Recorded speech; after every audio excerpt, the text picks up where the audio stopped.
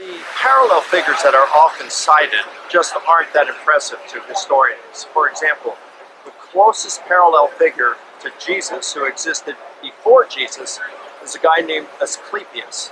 Now Asclepius was one of those characters, a mythical character, probably never existed, lived in the great distant past, hundreds and hundreds and hundreds, perhaps 1,000 years before Christ would have been situated. It's just not named. The only thing he really has in common with Jesus is that he was known to be a healer and perhaps on one occasion raised someone from the dead. Now, if that's the only thing that you are going to look at in terms of a parallel to Jesus, it would not be that impressive. The closest figure we have to Jesus who post-date Jesus is Apollonius of Tyana. And the only real account that has survived of Apollonius in any kind of detail that we have today is from Philostratus. And he wrote around the year 225. So we're talking about 125 years after the alleged death of Apollonius. Now, Apollonius was a historical person. We know that he was a traveling itinerant speaker, a philosopher. He did not believe in resurrection. He believed in disembodied existence. But there is one account that Philostratus talks about that after Apollonius died, one of his disciples saw him, that he appeared to one of his disciples.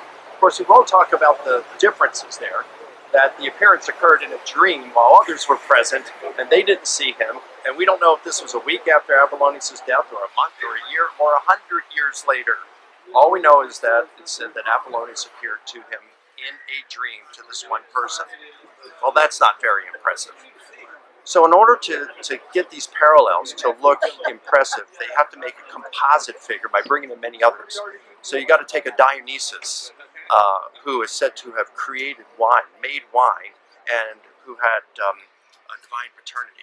And you combine that with a Thor whose life was threatened shortly after birth, and then you combine that with Asclepius, who was the healer, and you combine that with the Apollonius of Tyana, who is said to have been raised from the dead, and then you combine that with a Hercules, who was said to have ascended into heaven, although he did so on the horse Pegasus, right, after he burned himself up.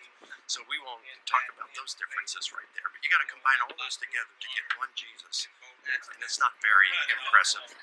Today it would be the equivalent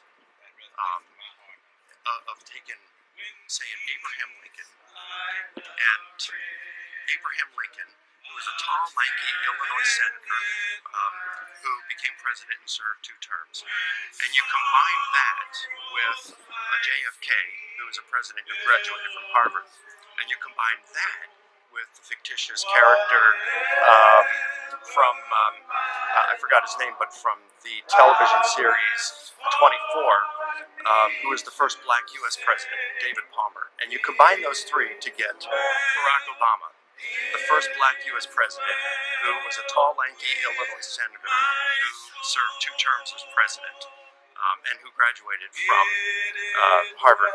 Of course, you'd say that's insane. Well, that's taken figures over less than 200 period of time to get that. We'd say that's ridiculous. Take some period, people who lived over 1,000-year period, and combine many of them together. That's what you got to do to get Jesus. That's not very impressive.